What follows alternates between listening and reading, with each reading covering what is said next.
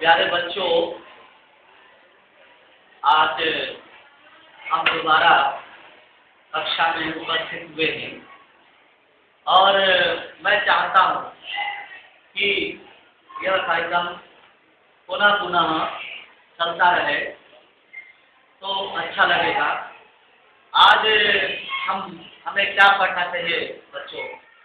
आज इसका दिन क्या है पढ़ने का? क्या पढ़ना चाहते हैं बच्चे? अच्छा, तो छाया का अर्थ कोई बच्चा बताएगा? छाया क्या है? अच्छा, तो परछाई, तो ये किसकी रचना है? गिरजा कुमार माथुर के बारे में कोई बच्चा बताए तो बताओ, वरना मैं तो बताऊंगा। 1918 में मध्य प्रदेश के गुना में जन्मे और कवि गिरजा कुमार माथुर की प्रारंभिक शिक्षा शांति उत्तर प्रदेश की हुई। तो मध्य प्रदेश में जन्मे थे 1918 और 1918 में जन्म लेने के बाद जब लगभग 1930-32 में जब उन्होंने होश संभाला होगा तो इस स्वतंत्रता आंदोलन को उन्होंने देखा। अब भली भांति जब हम स्वतंत्र थे उस स्वतंत्रता की जो स्थिति थी उसको भली भांति उन्होंने समझा होगा कि वास्तव में हम किस प्रकार से स्वतंत्र हुए। और गिरजा कुमार माथुर आकाशवाणी डायरेक्टर भी रहे आकाशवाणी के और पत्रकार भी रहे।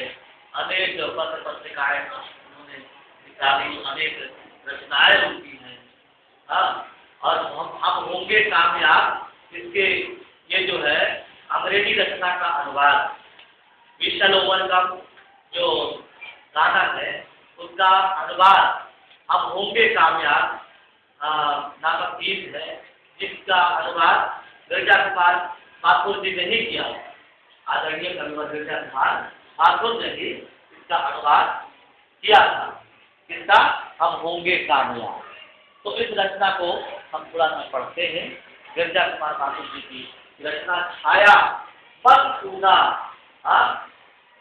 छाया मत छूना मन होगा दुख दूर। तो अब इसमें हम देखेंगे कि छाया मत छूना मन होगा दुख दूना, जीवन में है सुरंग सुनिया सुहावनी, जीवन में है सुरंग सुनिया सुहावनी। और छबिलों की चित्त गंध फैली मन भावनी, तन सुगंध शेष रही, तन सुगंध शेष रही, बीत गई यामिनी।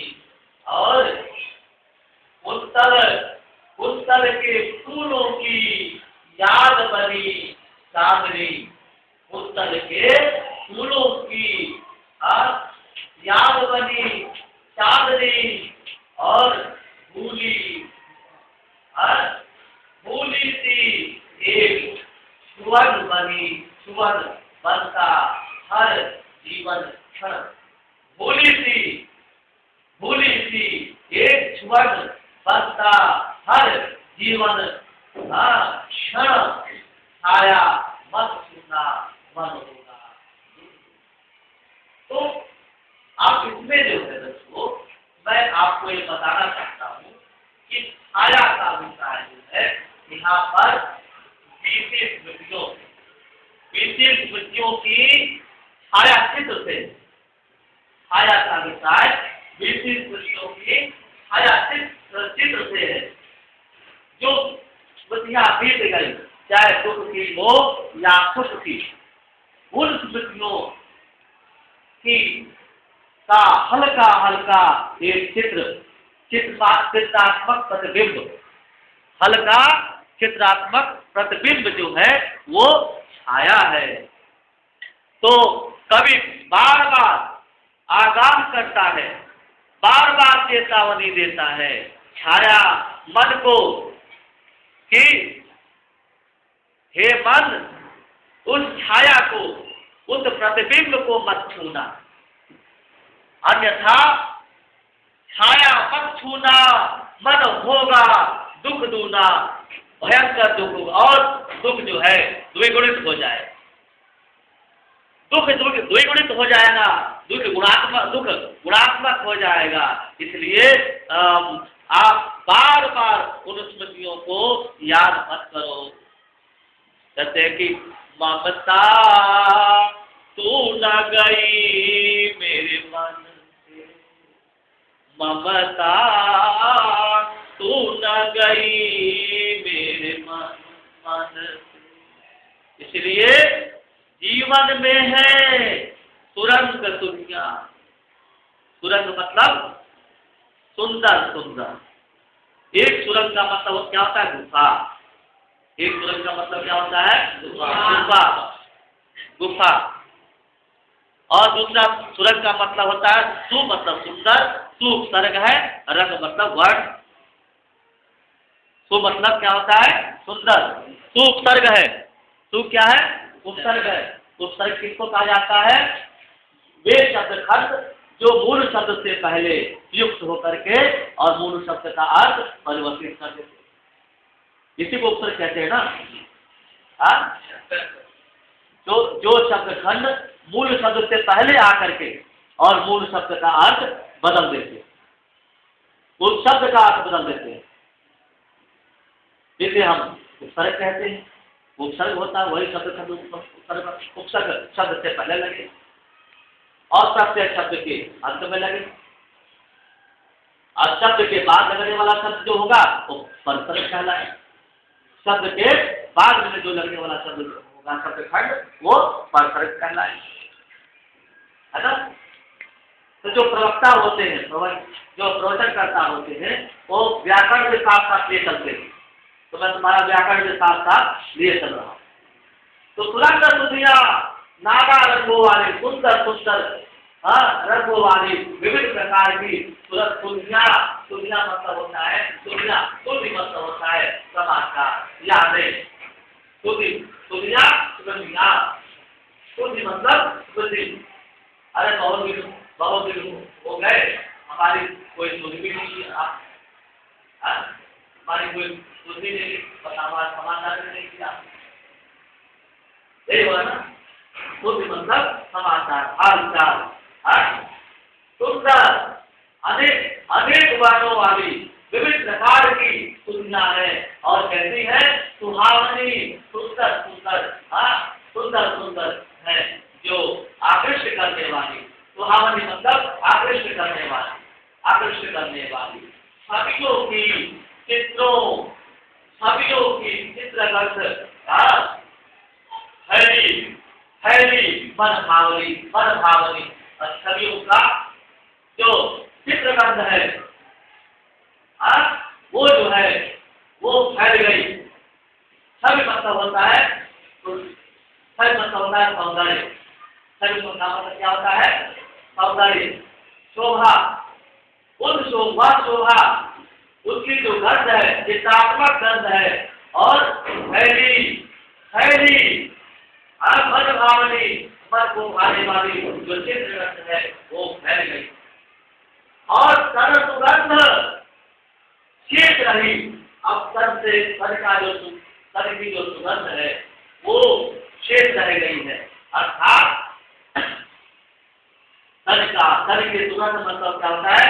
शरीर की रौनक। मन की रौनकता चली गई, मन की रौनकता चली गई। प्रसाद जी की भावनाओं को लेकर के कवि लिख रहा है कि मन की रौनकता चली गई। बालक थी मोहमयी थी, मन बहला देती पीड़ा, अब हृदय दिला देती है वह मधुर से। जो घनी भूत पीड़ा थी, मन तक में स्मृति थी छाई, 2 दिन में आंसू भरकर वह आज बरसे। प्रसाद जी को जो कष्ट हुआ, उस कष्ट को बार बार गिरजा कुमार माथुर कहते हैं, उस कष्टों को याद न करें। और फिर भी प्रसाद जी कहते हैं उज्ज्वल गाथा कहते गाओ मधुर चांदनी रातों की आजा मना मधुर चांदनी। तो मन की जो रौनकता थी, मन की जो उमंग थी वो उमंग चली गई। राग अनुराग की उमंग के लिए तन मन एक दूसरे से अभिसार करने लगे। मधुर प्रणय राग मन उठा अंतरंग दो दिलों के साथ अधिकार करने लगे। रसिक सरोदे तो जुगल गल पाए डाल होले होले दिल मन भाग कर। तो वो सुगंध जो है, जो अब मन की जो सुगंध, मन की जो रौनकता थी वो खत्म हो गई। और जो तन का तन की जो उमंग है, उमंग सुगंध है। और तन में जो शरीर जो शरीर की रोमांचकता है, यहाँ पर सुगंध का विकार शरीर की रोमांचकता है, शरीर की रोमांचकता से, शरीर की रौनकता से है, शरीर की सुंदरता से है, वो देख रहे। और बीत गई यामिनी, और यामिनी मतलब रात्रि बीत गई, रात बीत गई, तारों भरी रात जो थी वो बीत गई। और अब वो रातें नहीं आएंगी। उन तरह के फूलों की याद बनी चांदनी। अब पुस्तल के जो फूल हैं, जो लंबे लंबे केश जो उनके थे, यहाँ पर पुस्तल का फूल, पुस्तल का फूल एक प्रकार का पौधा है, होता है पुस्तल। तो उसका फूल मात्र जो है वो एक याद की चांदनी से बन गई। यह तारों भरी रात, जो याद करने वाली जो रात की तारों भरी, वो मात्र जो है एक शेष याद हो गई, याद सी बन गई। और भूली सी एक छुअन, भूली सी एक छुअन, भूली सी एक छुअन, भूली सी एक छुअन, जो छुअन थी वो जीवन क्षण, जीवन का एक क्षण है, जो कहीं एक क्षण मात्र रह गया है। एक छुअन सी रह गई है। और कैसे छुअन? तेरी याद की छुअन दे गई मुझे चुभन, तेरी याद की छुअन दे गई मुझे चुभन। थक गया हूँ पाँव तो पुकार लो, ये जिंदगी वीरान हो गई। दिल में है तड़प तुम्हारे प्यार की, ये दिल लगी नाकाम। और मन होगा दुख दूना, मन होगा दुख दूना। यश है या वैभव है, मान है न शर्माया। न कोई इसमें यश है, कोई यश भी नहीं, न कोई न वैभव है, न ऐश्वर्य है, न ऐश्वर्य है, इसमें कोई मान भी नहीं है। और शर्माया मतलब धन संपत्ति, धन संपत्ति है बच्चे, धन संपत्ति, कोई धन संपत्ति भी नहीं है। बात क्या ना, कोई धन संपत्ति भी नहीं है। और जितना है जितना ही दौड़ा तू, उतना ही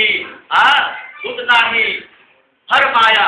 जितना ही तू दौड़ा उतना ही जो है भ्रमित हुआ, उतना ही भ्रमित हो गया, मृगतृष्णा की तरह भ्रमित हो गया। और प्रभुता का शरण बिंब केवल मृगतृष्णा है। और प्रभुता का शरण बिंब, जो प्रभुता अपना वर्चस्व, प्रभुता का अभिप्राय यहाँ पर वर्चस्व से, प्रभुता का अभिप्राय किससे है? वर्चस्व से है, अपने वर्चस्व से है, अपने उससे है, ठीक है, अपने वर्चस्व से है। प्रभुता का अभिप्राय वर्चस्व। और बस और क्या हुआ? मन जब है न वैभव न प्रभुता, तब न शरण मृग कृष्णा आपको बताया था कि जैसे जब मृग जो है पानी के लिए भटकता है तो उसको रेत में पानी दिखता है, तो भटकता जाता दौड़ता जाता है, कहीं भी उसको पानी नहीं मिलता है। इसी प्रकार से तू जो है मृग के समान, हिरण के समान मत भटक, हिरण के समान मत भटक। अगर भटकेगा तो दिक्कत हो जाएगी। हर चंद्रिका छिपी एक रात कृष्णा है। हर चंद्रिका मतलब यहाँ पर चंद्रमा से, चंद्रमा की चांदनी से। हर चंद्रिका में छिपी एक रात कृष्णा है। रात कृष्णा है। और जो चंद्रिका, जो चांदनी, एक रात उसके पीछे एक रात है, जो है यथार्थ, जो है यथार्थ कठिन उत्ता तू कर पूजन। जो यथार्थ है, जो कठिन है, उसका तू पूजन कर, उसका तू वर्ण कर। छाया मत छूना, मन होगा दुख दूना। छाया मत छूना, मन होगा दुख दूना। और क्या होगा? दुविधा हत साहस है। दुविधा से मारा हुआ, गिरा हुआ जो साहस है वो दिखता है, पंथ नहीं। और उससे जो है व्यक्ति को जो रास्ता, पंथ मतलब क्या होता है? रास्ता। पंथ का मतलब रास्ता। रास्ता से जो नहीं दिखता है, देह सुखी हो, शरीर सुखी हो, पर मन के दुख का अंत नहीं। अगर शरीर सुखी हो लेकिन मन का जो दुख है उसका कोई अंत ना है, उसका कोई अर्थ नहीं है, तो क्या होगा? दुख है न चांद खिला शरद रात आने पर। इस बात का दुख है, शरद रात्रि के आने पर यदि चांद नहीं खिला तो क्या हुआ? कोई बात नहीं। तो क्या हुआ? जो खिला फूल, रस बसंत जाने पर, जब अगर जो है बसंत के जाने पर बाग से कोई फूल का रस खिला, जो फूल का जिसका फूल का रस पीने का उपाय जो है कि जब समय था तब कोई आनंद नहीं आया, तब कोई सुख नहीं मिला, लेकिन समय चला गया, अब जो सुख मिल रहा है वो कोई बात नहीं, उसकी कोई परवाह न कर। बसंत के जाने पर जो न मिला फूल, उसे जो तुझे नहीं मिला है उसे तू भूल जा, कर तू भविष्य का वरण। वो जो है भविष्य का वरण कर, भविष्य का वरण कर। अगर भविष्य का वर्ण करेगा तो सुखी रहेगा, भविष्य का वर्ण नहीं करेगा, भविष्य का चुनाव नहीं करेगा। यहाँ वर्ण करना मतलब चुनाव से, चयन करने से। तो भविष्य का चुनाव कर, भविष्य को चुन, ताकि तेरा जो भविष्य है वो उज्जवल हो। और छाया मत छूना, मन होगा दुख दूना। तो इस प्रकार से तुम छाया, बार बार कह रहा है कभी कि छाया को मत छू, जो बीती यादें हैं उनको मत याद करो, बार बार मत दोहराओ। बार बार जब दोहराओगे तो तुम्हारा मन दुखी होगा, मन दुखी होगा तो तन दुखी होगा, तन दुखी होगा तो जो है हमारा शरीर गल जाएगा। और कहते हैं कि चिंता चिता समान है, चिंता जो है चिता के समान है। चिंता जीते जी खा जाती है, पर चिता जो है जब मृत्यु शरीर का से मृत्यु होती है तो चिता पर जलता है। उसमें एक अंक का अंक, एक बिंदु का मतलब जो है बिंदु का अभिप्राय है। बिंदु से मतलब है बिंदु लग जाती है चिता में बिंदु लग जाएगी तो चिंता है। चिंता से शरीर घटेगा, चिंता से चतुराई घटे, दुख से घटे शरीर, पाप से लक्ष्मी घटे, कह गए दास कबीर। चिंता से चतुराई घट जाती है, चिंता से चतुराई घटते, दुख से घटे शरीर, शरीर से दुख से शरीर घट जाते, और पाप से लक्ष्मी घटे। अगर पाप करेंगे तो लक्ष्मी भी हमारे यहाँ से भाग जाएगी, कह गए दास कबीर। कबीर ने ये बात कही। इसलिए जो कुछ भी हो गया उसे भूल जा, और सत्य का वर्ण कर, भविष्य का वर्ण कर। अगर भविष्य का चुनाव करेगा तो बहुत सुखी होगा, अन्यथा जो है दुखी दुख होगा। अगर दुख होगा तो हमारे भविष्य का विकास रुक जाएगा, हमारा विकास रुक जाएगा। इसलिए हमें मृग कृष्णा की भांति जो है मतलब भागना नहीं चाहिए। मृग कृष्णा की भांति किसी चीज को बटोरने में पीछे नहीं भागना चाहिए। अगर हम पीछे भागेंगे तो हमें कोई चीज नहीं मिलेगी।